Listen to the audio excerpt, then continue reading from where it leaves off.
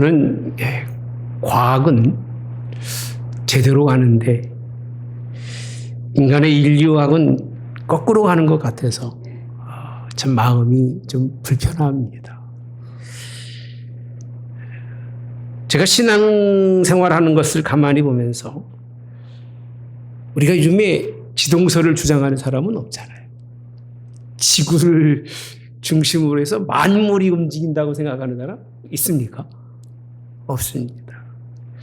적어도 우리가 과학적으로 천동설, 태양을 중심으로 지구가 움직이는 것을 인정하지 않는 사람이 없어요.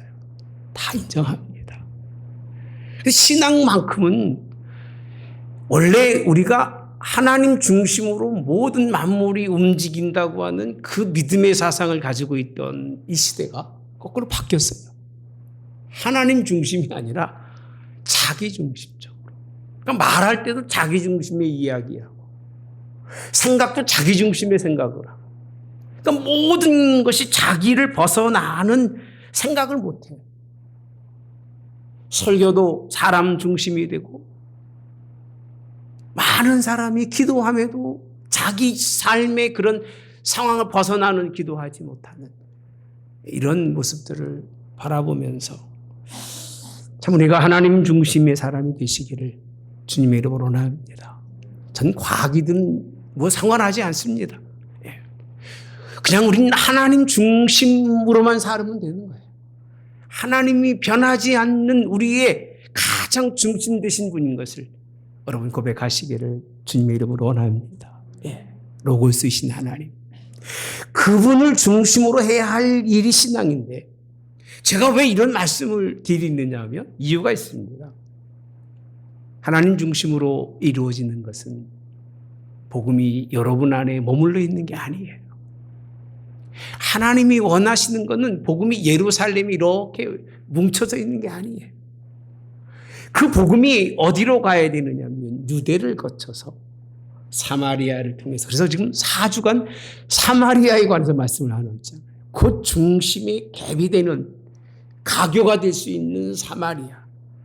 그 부분에 대해서 예수님은 철저하게 준비하고 말씀해 주고 있는데 사람은 자기중심적으로 성경을 보니까 그걸 못 보는 거예요. 못 보는 거예요. 유대에 있는 예루살렘의 중심에 있는 자기만 볼 줄 알지. 하나님이 우리 그곳 밖으로 내보내서 다른 곳에서 다른 일을 하게 하신 하나님을 만날 수가 없는 거예요. 그 이유가 왜 그러냐? 자아중심적이 강해서 그런 거예요. 말의 지혜에 가장 지혜로운 사람은요. 하나님을 말하는 사람이에요. 그리고 두 번째 지혜로운 사람은 자연을 말할 수 있는 사람이에요. 세 번째는요. 남을 돕힐 줄 아는 사람이고요. 가장 못난 사람이 누구냐면 자기중심적으로 자기 얘기만 하는 사람은 이건 뭐 얘기할 수가 없어요. 이거. 거기서 벗어나지 못하는 사람은 그 속에 품어쳐 사는 거예요. 하나님이 내어주시고 하나님이 크게 주신 그 넓은 세계에 한 발짝도 못 나가고 살아가는 거예요. 신앙도 우물 안의 개구리가 얼마나 많은지 몰라요. 지난주 말씀 기억하십니까? 하나님의 치밀한 예수님의 치밀한 계획 중에 하나가 사마리아라는 겁니다. 그를 통해서 교회에 얼마나 큰 영향을 주었는지를 설명해 주었는데 사마리아의 특징이 한 가지가 있더라. 뭐냐면 사마리아의 어떤 개인적인 어떤 사람이 크게 잘 되고 누가 제자가 되고 누가 엄청난 사람이 됐다고 기록되어 있지 않아요. 딱 한 사람, 잘못된 사람이 있습니다. 자기중심적으로 인생을 살았던 시몬이라는 사람, 성령을 돈 주고 살려고 했던 인본주의에 가장 찌들었던 사람. 기독교인들은 인본주의에 찌들으면 안 됩니다. 물질주의에 넘어가도 안 돼요. 기복신앙이 상당히 심각한 우상이 될 수밖에 없는 거예요. 그래서 거기에는요 아무도 그런 사람이 없어요. 다 하나님의 복음을 빌립을 통해서 받고 그 복음이 온 지역에 이제 선포되는 말씀, 개인적인 것을 기록하지 않습니다만 오늘 본문은 9장에 있는 말씀은 하나님이 누구를 세우느냐면 사울이라고 하는 사람을 세워 가시는 모습을 보여주고 있는 것이 오늘 9장입니다. 제가 묻고 싶은 것은 사울에 대해서 상생이 기록하고 있는데 사울을 높여주고 사울을 막 그냥 크게 해주고 사울이 대단한 사람인 것을 나타내려고 성경에 사도행전의 9장이 말씀이 있을까? 그럴까요? 없습니다. 목사님이 설교할 때 보시면요, 사울이 어떤 사람인지 너무 똑똑한 분들이 많아요. BC 1세기경 길리기아 다소에 출생해서 11세에 예루살렘에 유화가 가지고 13살에 유명한 가말리엘 선생의 밑에서 학문과 율법을 배우고 이런 내용들을 막 참 제가 그랬잖아요. 이번 주에 사도 바울에 관한 책을 읽고 있다. 그렇게 잘 기록이 되어 있어요. 그 인생의 하나하나의 삶을 기록하고 있는데 얼마나 살인했는지 몰라요. 그런 사람, 그런 이야기를 하려고 아라비아에 가서 돌아와서 예루살렘에서 그리고 1차, 2차 하나님의 전도 여행을 다닌 그것을 사도 바울을 자랑하려고 성경에 기록해 주고 있을까? 전 아니라고 생각합니다. 아니에요. 중요한 부분은요, 하나님이 그런 사람도 쓰신다는 거예요. 따라서 그런 사람도 쓰신다. 드러내려고 하는 것이 아니라 그 같은 사람도 하나님이 쓰신다는 거예요. 가장 중요한 포인트를 잃어버린 설교가 얼마나 많은지 몰라요. 사도 바울은 그렇게 중요하지만 중요하게 쓰임받지 그 사람이 중요한 사람이 아니라고 하는 사실. 특별히 이 본문에 있는 회심의 말씀이 사도행전에는요 3번이 나옵니다. 9장과 22장과 그리고 28장이 나오는데 사도행전에 2가지 팩트가 있다면 하나는 무슨 사건이냐면 성령 충만한 사건이에요. 초에 막 기도할 때 성령이 비둘기같이 막 임하고 새 방언을 말하고 그들이 막 능력 얻어가지고 복음을 들고 나가는 사건. 이게 사도행전의 첫 번째 이벤트예요. 성령이 역사하시는 큰 사건이에요. 두 번째 사건이 어딘 줄 아십니까? 9장에 있는 말씀이에요. 이 9장에 있는 말씀이 왜 그렇게 중요할까? 사도 바울이 중요한 게 아니에요. 사도 바울보다 더 중요한 것은 하나님이 그를 통해서 그 누구도 가지 못하고 그 누구도 이룰 수 없는 일을 이루셨다는 것을 설명해 주고 있는 거예요. 우리를 통해서 하나님이 그 같은 일을 이루시고자 그를 비춰주고 있는 거지. 그가 그렇게 대단한 사람이죠. 우리가 볼 때는. 그러나 성경에서는 예수님이 하신 일에 비하면 그것을 드러내는 것이 아니라고 하는 사실. 저는 복음은 바울이 이룬 것이 아니라 이렇게 생각합니다. 바울을 통해서 땅끝까지 이루게 하셨다. 할렐루야. 통로일 뿐이에요. 예루살렘 교회가 가구가 통로잖아요. 통로일 뿐인 것처럼 사도 바울도 그냥 통로일 뿐이에요. 저는 가끔 그렇게 생각합니다.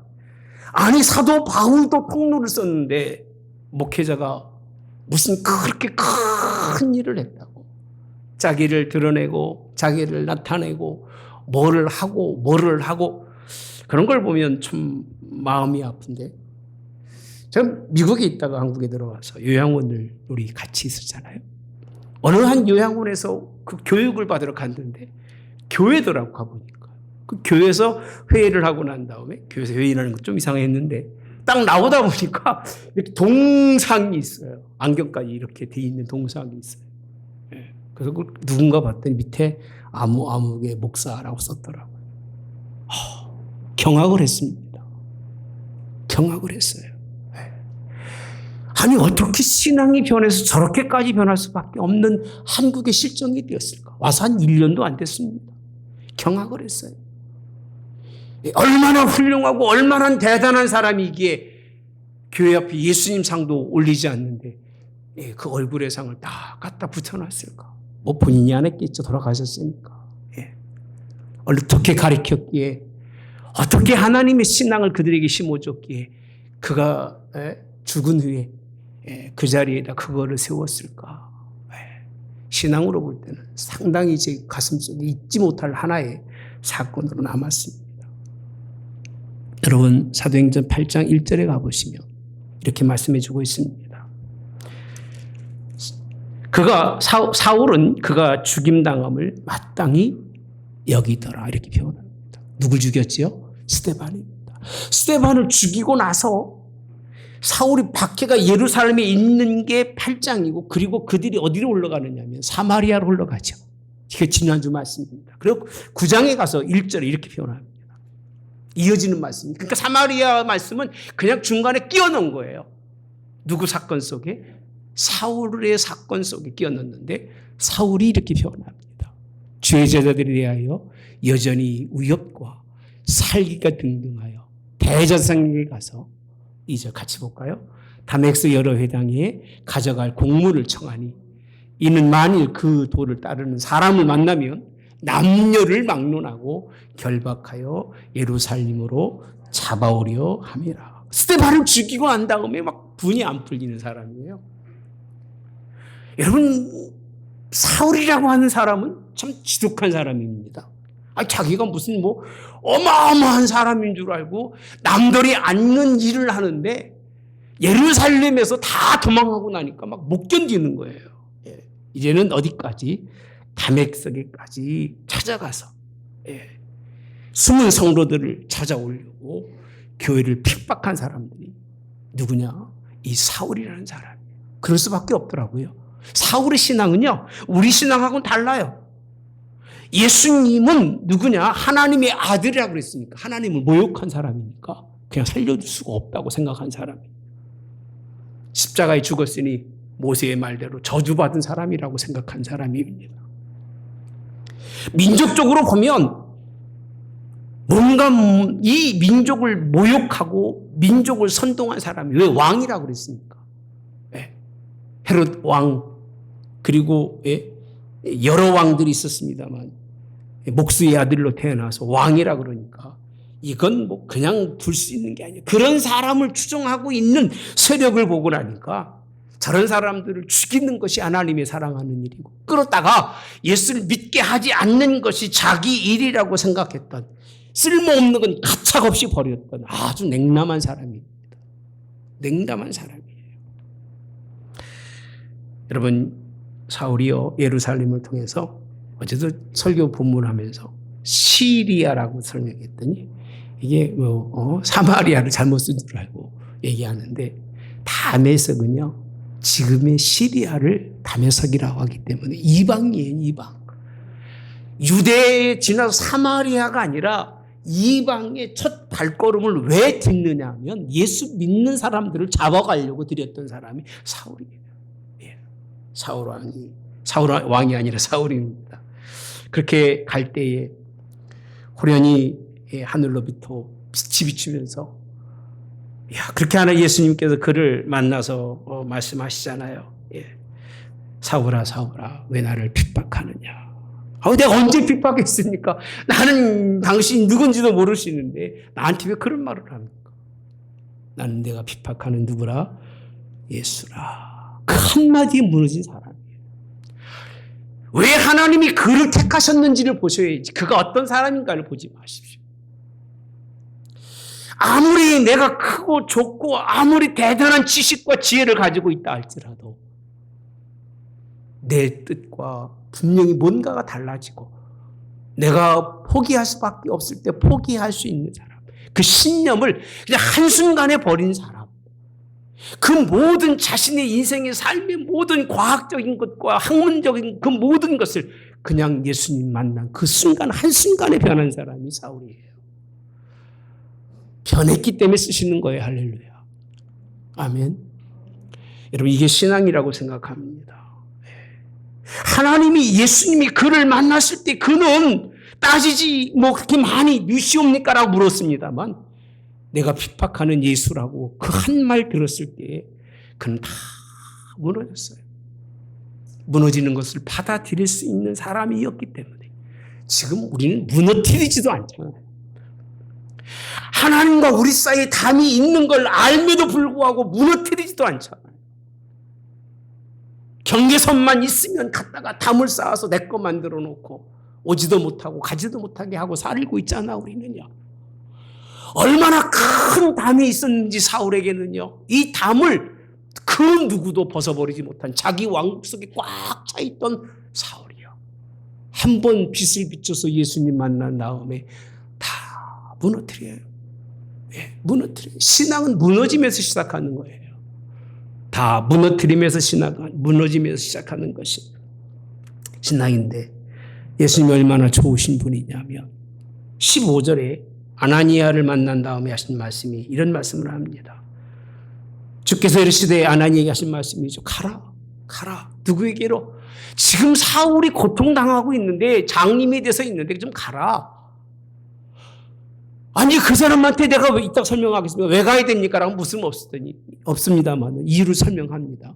이 사람은 내 이름을 이방인과 임금들과 이스라엘 자손들에게 전하기 위하여 따로 택한 누구라고요? 나의 그릇이라고 말씀합니다. 주님은요 그냥 무너뜨린 것이 아니에요. 하나님의 그릇으로 사용하시고자 여러분들을 그냥 무너뜨려서 이 자리에 하나님 앉게 하신 게 아니에요. 그 이유는 예수님이 여러분들을 그릇으로 쓰고자 그렇게 여러분들을 불러내신 걸 믿으시면 아멘 하시기 바랍니다. 그렇게 쓰시려고 부르신 거예요. 그 내 모든 것을 포기하고 아무것도 아닌 예수님 믿지 않는 사람은 예수님에 대해서 절대 인정하지 않습니다. 그까짓 거 왜 믿어? 내 주먹이나 믿고 살지. 그럼 뭐들어 믿어? 에? 돈이나 믿고 인생을 살지. 그런데 예수님을 만나서 무너진 사람은요 그렇게 하지 않아요. 주에 쓰여진 그릇. 이 부분을 오늘 본문에서 주님은 말씀하고 싶은 거예요. 사마리아 땅끝까지 그 복음을 전하기 위해서 주님은 오늘도 그릇을 택하신 그릇을 하나님이 불러내시고 그를 통해서 하나님의 복음의 확장을 이끌어 가시는 분이 주님인 걸 믿으시기를 주님의 이름으로 원합니다. 주님은 12사도를 통해서만 교회를 세우기 원했습니다만 그들만 가지고는 부족해요. 그 모여있는 제자들을 가지고는 이방 땅까지 나갈 수는 없어요. 겨우 사마리아는 언어가 가능하기 때문에 가지만 그 밖에는 나갈 길이 없는 거예요. 그래서 주님께서 택하신 사람이 누구냐? 그 말 안 듣고 고집 세고 쓸모없는 주님 앞에서는 전혀 쓸모없는 그런 사람을 주님이 불러 택하셔서 하나님이 그를 통해서 일한 걸 믿으시기를 유대인이 아니라 그를 통해서 이방인과 하나 되는 복음의 교량 역할을 감당하기 위해서 불러내신 게 교량일 뿐이에요. 저는 여러분들에게 복음 전달한 그냥 예수님이 이뿐이지 저는 아무것도 아니에요. 여러분도 마찬가지예요. 주님 앞에 어떻게 쓰여진다 할지라도 그냥 그것뿐이지 그 이상은 없다고 하는 사실. 여러분 존재감을 드러내지도 마시고 나타내지도 마시고 늘 낮은 자로 하나님 앞에 설 수 있기를 주님의 이름으로 원합니다. 큰 자라고 하는 사울의 이름만큼이나 기세등등하고 위협을 주며 첩박을 했던 사람. 그게 아주 익숙했던 사람이에요. 남 무시하고 깔보고 그 무엇도 인정하지 아니하고 자기 존재감을 크게 가졌던 사람. 아까 말씀드린 것처럼 지동설, 세상의 모든 만물이 자기를 중심으로 움직인다고 하는 그런 생각을 가졌던 그를 하나님이 부수고 하나님 바라볼 수 있는, 그래서 큰 변화를 하나님께서 이루시고 큰 세상의 물결을 이루시는 하나님의 사람으로 쓰신 걸 믿으시기를, 그것이 오늘 본문에 있는 핵심인 것을 여러분 보시기를 주님이 원합니다. 13절에 가보시면 아나니아가 대답하되, 아나니아 만났을 때입니다. 주여, 이 사람에 대하여 내가 여러 사람에게 들어싸운즉 그가 예루살렘에서 주의 성도에게 뭐를요? 적지 않은 해를 끼쳤다 하더니, 그 다음에 보시면 지금도 여기서도 주의 이름 부르는 모든 사람을 결박할 권세를 대제사장이 받아서 와서 결박하러 왔다고 말하고 있습니다. 여러분, 예수님께서 가라 했을 때에 오늘 그를 향한 모든 성도들이 바라보는 시각은 저 사람은 관용해서는 안 될 사람이고 인정해서는 안 될 사람이라는 거예요. 전이 이런 거예요. 전의 사람을 그렇게 표현해 주고 있어요. 삐뚤어진 사람이라고 말합니다. 11절에 다시 이제 거꾸로 갑니다. 이거 보셔야 됩니다. 그때 다메섹에 아나니아라 하는 제자가 있더니 주께서 환상 중에 불러 이르시되 아나니아 야근을 대답하되 주여 내가 여기 있나이다 하니 주께서 이르시되 일어나 집가라 하는 거리로 가서 유다의 집에서 다소 사람 사울이라 하는 사람을 찾으라. 그가 뭐하는 사람이다? 기도하는 중이다. 전에는 이런 사람이라고 아나니아를 통해서 상세하게 비춰준 거예요. 그러니까 아나니아만 알고 있는 게 아니라 다 아는 거예요. 다 아는 거예요. 이 평양에 옛날 유명한 목사님 계시잖아요. 깡패 목사. 하여튼 그분 얘기 들어보면 재밌기도 해요. 그런 얘기들이 굳이 나는 얘기할 필요가 없다고 생각합니다. 그분이 어떠한 복음을 전했냐가 중요한 건데 제주도까지 가서 생명을 걸고 복음 전하는 분이 그분입니다. 여러분, 사울이라는 사람이 주님 만난 후에 어떤 사람이 되었는가 그걸 보셔야 됩니다. 만난 후에 그의 모습이 어떤 모습이냐면 그가 기도하는 중이라고 말씀하고 있어요. 따라서 합시다. 그가 기도하는 중이니라. 아멘. 여러분, 감사한 것은 그가 예수님 만난 다음에 자기와 뜻이 다르니까 이것이 진짜인지 아닌지 하나님 앞에 눈 감긴 사람이 기도하고 있다는 사실입니다. 여러분, 하나님 앞에 기도할 때 뜻이 다르거나 뭔가 길이 다를 때는요, 정말 기도 많이 하셔야 돼요. 엎드리시기를 주님이 원합니다. 아나니아 입장에서는 이제 또 죽었구나, 끌려가게 생겼구나, 이제는 여기까지 와서 우리를 잡아가려고 그러네. 거부했을 겁니다. 근데 예수님이 하신 말씀이 가라. 그가 기도하는 중이다. 이 말이 저에게도 얼마나 큰 힘이 됐는지 몰라요. 기도하는 중이라.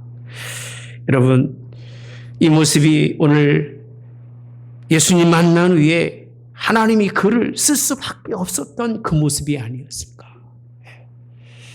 적어도 인생의 삶이 가장 하나님과 격이 설 때는 엎드려 기도할 수 있는 사람이 돼야 되지 않을까. 적어도. 우리는 기도에 대해서 늘 말씀드리지만 항상 기뻐하라. 어떻게 기도하라? 쉬지 말고 기도해야 돼요. 쉬지 않고 기도해야 돼요. 기도가 입으로 하는 게 아닙니다. 새벽에 기도하고 난 다음에 하나님이 내게 주신 삶의 길을 걸어가는 것, 그게 기도인 거예요.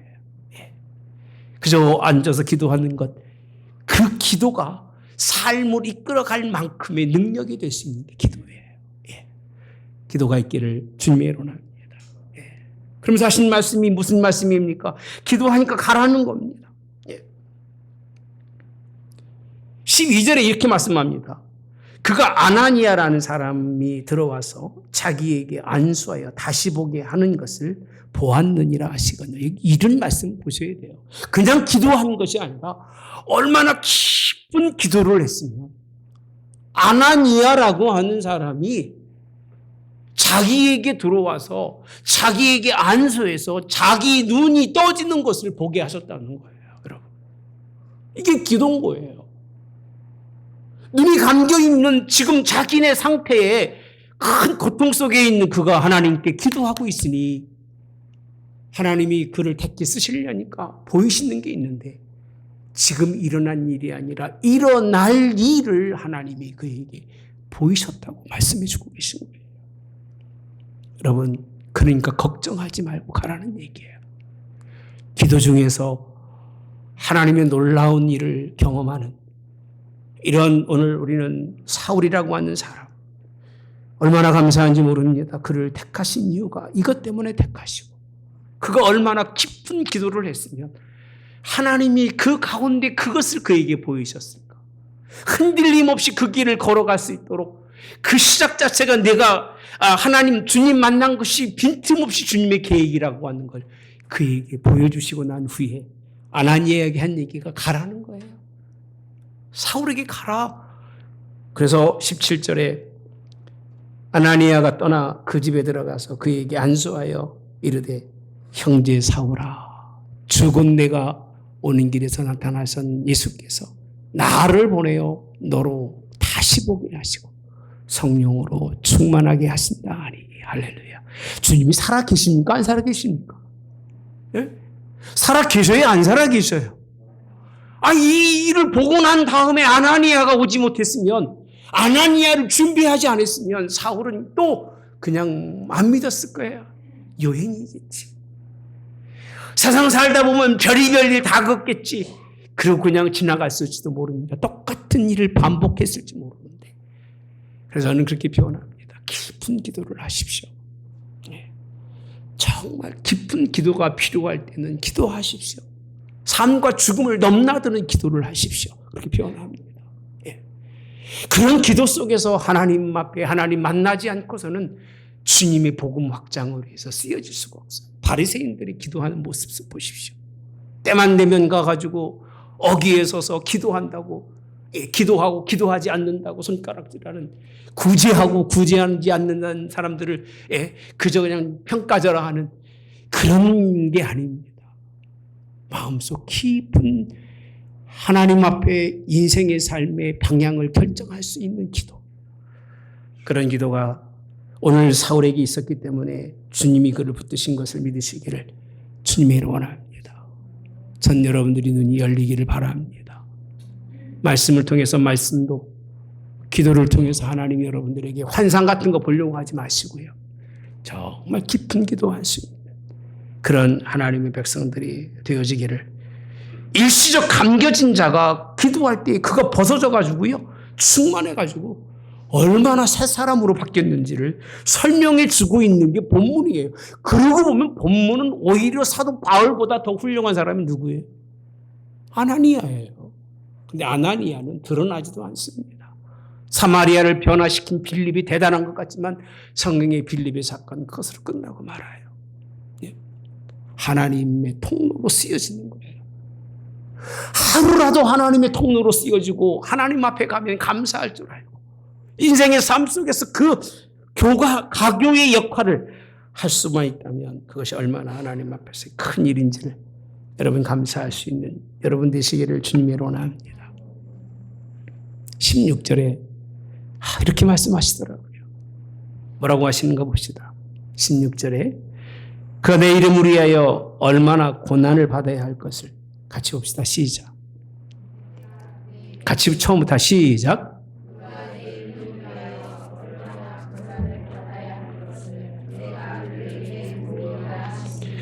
여러분, 이게 핵심인 거예요. 고난이라는 겁니다. 얼마나 고난을 좀 올려주실래요? 얼마나 고난을 이렇게 표현합니다. 누구를 위해서? 내 이름을 위해서. 그에게 보이리라. 이게 누구에게 한 얘기냐면요, 아나니아에게 예수님께서 하신 말씀입니다. 아나니아에게. 여러분, 친히 오늘 아나니아에게 사도 바울이 수고가 뭐냐라고 했을 때 그가 받을 수고는 고난이라는 거예요. 부귀 영화를 누리고 명성이 올라가고 대단한 사람이 되고 모든 사람이 아는 사람이 되고 그런 게 아닙니다. 그런 게 아니라 그저 고난받을 사람, 그저 고통 속에 있을 사람이라고, 그게 사명이라고 말씀해 주고 있는데 시작 자체가 그렇습니다. 26절에요. 사도 바울이 그 개종이라고 표현하죠. 예수님을 믿고 난 다음에 예루살렘에 가서 제자들을 사귀고자 하는데 갔더니 제자들이 어떻게 해요? 다라고 되어 있습니다. 다. 제자됨을 믿지 않는 거예요. 나는 온전히 예수님께도 얼마나 이 사람의 삶이 고약했으면 제자가 돼서 변화해서 가서 된다고 그랬는데도 안 믿는 이런 일을 볼 수 있을까? 개종에 쓴 아무나 반겨주지 않습니다. 포악한 사람으로 여기고 가까이 하지 사람이 없는 외롭고 고독한 자입니다. 근데 사울은요, 바울로 변함없이 충성한 사람인 걸 믿으시기 바랍니다. 그렇기 때문에 글을 쓰셨구나. 예루살렘에 가서 누가 알아주든 안 알아주든 상관하지 않아요. 누가 인정하든 안 하든 상관하지 않아요. 그냥 하나님이 내게 일 주신 것만 감사하는 거예요. 하나님이 인정하든 안 하든 상관하지 않아요. 그 일이 고난이라 할지라도 주여, 내가 한 짓에 비하면 이 일은 마땅한 일이고 이것도 감당하지 못하면 내가 무슨 일을 하겠습니까? 하는 사람이 누구냐? 오늘 바울이라는 사람이에요. 이렇게 되지 않으면요, 하나님 여러분들을 가교로 쓰지 않습니다. 그냥 자기 우물 속에서 인생 자기 살다 가겠지만 다른 마음을 가지시기 바랍니다. 예수님께서 오늘 아나니아를 준비하신 것처럼 27절 이하에 보면 바나바가 데리고 사도들에게 가서 그가 길에서 어떻게 주를 보았는지와 이렇게 표현합니다. 여기서 하는 얘기가 그 얘기만 하는 거예요. 그가 길에서 어떻게 주를 보았는지. 사도 바울은요, 자기도 제자라고 표현합니다. 왜 그런 줄 아세요? 누굴 만났어요? 예수님을요. 어떻게 주를 보았는지와 주께서 그에게 무슨 말씀을 하신 일과 이렇게 되어 있습니다. 또 하나가 뭐죠? 담액석에서 그가 어떻게 예수의 이름으로 담대히 말했는지를 전했다는 겁니다. 누가 데리고 다니면서? 바나바가요. 믿어도 된다는 거예요. 그러니까 적어도 예수님 믿는 사람은 누구를 소개할 수 있을 정도의 사람이 돼야 되는 거예요. 이분은 내가 정말 존경하는 분이고요. 이분은 내가 정말 사랑하는 분이고요. 이분은 정말 내가 다 주어도 되는 예수님 앞에 소개할 만한 분입니다라고 소개할 수 있어야 되는 거예요. 제가 미국에 있을 때 한무시 목사님이라고요, 총회장까지 하셨는데 가까이 있었습니다. 친하게 지냈어요. 지금도 연락하고 있습니다만, 그분은 어디 가도 제가 꼭 소개합니다. 우리 아버지 같은 분이다라고 말씀드려요. 왜요? 삶이 비춰지기 때문에 그러는 거예요. 삶이. 정말 그런 분 드물어요. 정말 그런 분 드물어요. 제 주변에는 그런 분들이 있어서 얼마나 감사한지 몰라요. 하나님은요, 누구를, 바나바를 준비해 놓으시고 바나바를 통해서 누구를요, 오늘 바울을 예루살렘 교회에 소개하며 주의 제자로 받아들일 수 있도록 그렇게 하고 있는데, 그의 고백처럼 오늘 31절에 있는 말씀에 보면 쭉 연결되는 그런 말씀이죠. 사울이 이제 출입하면서 예루살렘 나온 다음에 그리하여 온 유대와 갈릴리와 사마리아 교회가 이렇게 변합니다. 여러분, 이 중요하게 봐야 됩니다. 유대와 그리고 갈릴리와 그리고 사마리아 교회가라고 되어 있어요. 평안하여 든든히 서가고 주를 경외함과 성령의 의로로 진행하여 수가 더 많아지니라. 누구 때문에 그런 거예요? 교회가, 예루살렘 교회가 그냥 뭔가 멈춰져 있었던 것 같은데, 다 흩어져서 끝난 것 같았었는데, 사울이라고 하는 한 사람을 하나님이 바꾸셔서 그를 통해서 다시 돌아왔을 때 예루살렘만이 아니라 성령 사도행전 1장 8절에 있는 말씀처럼 그렇게 복음의 확장이 다시 점화되고 폭발력이 다시 오늘 사도 바울을 통해서 이루어지고 있다는 것. 집에 가서 읽어보시면 26절 이하에 아직도 사울이라고 되어 있습니다. 그 출입 쭉 설명하면서 그렇게 설명해 주고 있는 부분이 본문에 있는 말씀입니다. 든든히 서가는 교회. 할렐루야. 그런 교회가 이로 말미암아 이루어졌는데 이 사람 때문에 이루어진 게 아닙니다. 예수님이 이 일을 잠시 쓴 것 때문에 이루어진 거기 때문에 우리의 시각은 복음이 증거되는 시각으로 성경을 봐야 되는데 자꾸 바울이라고 한 개인적으로 초점을 맞춰서 보면서 하나님의 큰 복음을 축소시키는 이런 오류를 나서는 안 되리라고 생각합니다. 사랑하는 성도 여러분들, 사도행전 26장에 가보시면, 제가 설교가 좀 어렵죠? 어려우시면 집에 가서 한번 또 들어보십시오. 내가 또 들어보셔도 그렇게 손해는 안 볼 겁니다. 사도행전 26장은요, 사도 바울이 거의 이제 마무리 사역에 아그리빠 왕에게 자신을 소개하는 내용들이에요. 여기 핵심이 있습니다. 예수님 만날 말씀을 전하고 있는 거예요. 그러니까 사도 바울은 네가 왜 그런 말을 하냐고 그러면 저는 그런 말 할 수밖에 없습니다. 왜? 나는 예수님 만났어요. 그 얘기입니다. 내가 박해하는 예수님 만났는데 그가 누구시냐? 이 복음의 말씀을 주신 분이다라고 소개할 수밖에 없는 거죠. 소개만 하는 것뿐이 없어요. 우리는 그걸 굉장히 의형 있게 보지만 그 사건 자체보다 16절 이하에 쭉 읽어보시면 예수님이 나에게 한 말이죠. 발로 서라. 내가 나를 본 일과 장차 내가 내게 나타난 일에 너로 누구를 삼는다? 종과 증인이라고 되어 있습니다. 예수님은 택한 그릇이라고 그랬습니다. 이 바울은 그 사건을 그렇게 설명하는 거예요. 나 같은 사람은 택한 그릇이 아니라 그냥 종입니다. 바울이 늘 고백 속에 종된 나 바울이라는 말을 계속 반복하고 있어요. 자신이 없다는 거죠. 종이 자신이 어디 있습니까? 시키는 일만 하면 되잖아요. 종과 증인이라는 거예요. 무슨 증인이냐? 말씀해 주신, 내게 보여주신 예수님의 증인, 부활하셔서 살아계신 예수님의 증인으로 17절에 가보시면, 그러면서 이스라엘과 이방인들에게서 내가 너를 구원하여 그들에게 보내요. 18절 같이 봅시다. 그 눈을 뜨게 하여 어둠에서 빛으로 잠시만. 자신이 고백이 이 사건에 대해서 결국 뭐라고 고백하느냐 하면 이 사건은 나를 위한 사건이 아니라는 거예요. 나를 위한 사건이 아니라 눈을 뜨게 하는데 어둠에서 빛으로, 어디에서? 사단의 권세에서 하나님께로 돌아오게 하고, 이렇게 되어 있습니다. 죄사함과 나를 믿어 거룩하게 된 무리 가운데서 무엇을 얻게 하리라?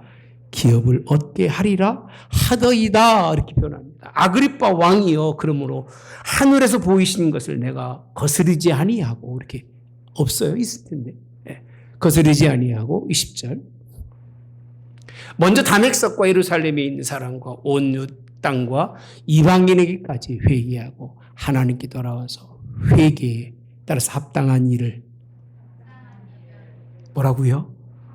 합당한 일이라고 되어 있어요. 하라 전함으로. 이게 차후의 마지막, 본인의 사역의 마지막에 쓴 겁니다. 이 하나님의 복음을 전하는 것이 왜 그럴 수밖에 없었느냐, 예수님 만나서 그랬는데 이 사건을 그렇게 설명해 주고 있는 겁니다. 나를 이스라엘과 이방인에게 보내셨다. 눈을 뜨게 해서 어둠에서 빛으로, 사단의 권세에서 하나님께로 돌아오게 하시는 일을 맡기셨다는 거예요. 사울은요, 바울은 결국은 죽음에 이르기까지 순교자의 길을 걷습니다. 자기 존재감이 있다면 왜 죽고 싶을까요? 자기 존재감이 없었기 때문에, 종이었기 때문에, 그는 팔려가도 죽어도 상관이 없었던 사람으로 하나님의 복음의 끝까지 그 일을 감당한 사람입니다. 제가 이 말씀을 이렇게 전하는 이유는 다른 게 아닙니다. 예수님은 생명의 구원의 주로 오셔서 그 복음을 이 지역, 그리고 이 지역을 넘어서 언어가 다른 사람들에게까지도 하나님은 그 복음 전에서 그 복음의 말씀이 오늘 그들을 붙드시기를 원하신 것이 주님의 뜻인 줄 믿습니다. 좀 큰 시각을 가지고 주님 앞에 서시기를 바랍니다. 복음의 역사가 크게 일어나서 땅끝까지 이루어질 수 있는, 과거 사울같이 변한 그런 여러분, 다른 세상을 기다리며 형식적으로 아주 그냥 절대적으로 섬겼다 할지라도 이제 예수님이 여러분의 말씀 속에서 터치하시고 만져주시며 다 버리십시오. 다 무너뜨려 버리십시오. 기도하시고 고난의 수고의 길을 찾아서 주님이 원하시는 일, 그 일에 충성할 수 있는 여러분 되시기를. 사마리아에 멈추지 않도록 이방인에게까지 복음 증거될 수 있도록 여러분들이 그런 사람이 있으면 관심을 가져주시고, 우리 교회가 사마리아 주막교회로 끝나지 마시고 땅 끝까지 향하는 선교화도 하고 구제도 하는 교회로 설 수 있게 되기를 오늘도 주님의 이름으로 축복합니다. 기도하겠습니다. 참 좋으신 하나님, 우리를 불러 이 귀한 자리에 이끌어 오신 것은 나의 나됨이 무엇이 있어서가 아닙니다. 오직 십자가만 있기에 십자가 바라보고 일평생 한 길 걸어왔습니다. 우리의 시각을 놓치지 말게 하시고 우리의 촉각을 놓치지 말게 하옵소서.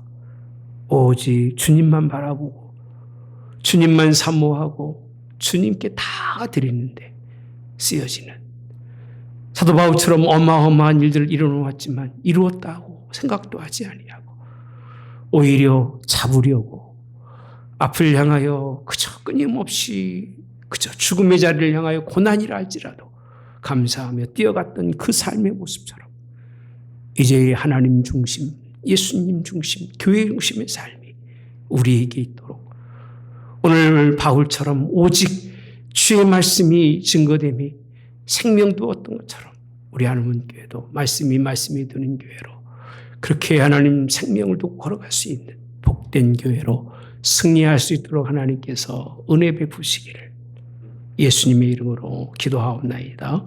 아멘. 지금은 우리 주 예수 그리스도의 은혜와 하나님 아버지의 극진하신 사랑하심과 성령의 교통 내주 역사하심에 함께하심이 사도 바울의 이 생을 통해서 그의 내려놓음과 낮아짐과 그의 죽음까지 자신의 것으로 받아들임을 통해서 땅끝까지 복음이 전해진 그 놀라운 사건이 오늘도 하나님 앞에 그렇게 내려놓는 성도를 통해서 이 지역은 물론이요 하나님의 뜻이 온 땅끝까지 임하게 하옵기를 성부와 성자와 성령 이름으로 축원하옵나이다. 아멘.